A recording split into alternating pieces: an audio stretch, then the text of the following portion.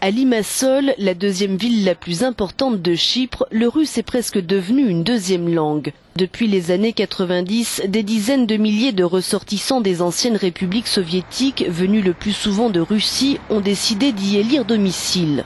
Il faut dire que les incitations fiscales sont légion et les investissements conséquents dans l'immobilier ou le secteur portuaire. Les passeports Sésame pour le reste de l'Europe s'obtiennent moyennant 2 millions d'euros et en moins de 6 mois, une méthode qui a relancé l'économie locale selon cet avocat.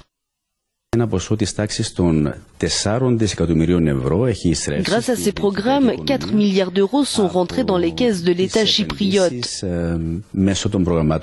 C'est un montant important qui représente au moins 20% du PIB.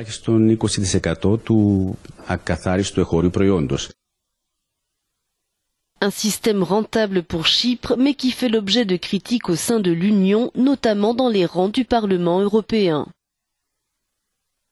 On ne peut pas dire que les passeports sont vendus. En tout état de cause, l'image des passeports chypriotes ne sera plus utilisée dans les publicités. La publicité pour le programme d'investissement ne sera pas autorisée, sauf exception, dans un cadre très strict, et un comité de suivi sera mis en place. Plus de 2000 passeports ont été délivrés l'an dernier à des ressortissants extra-communautaires, dont la moitié à des Russes, d'après les autorités chypriotes.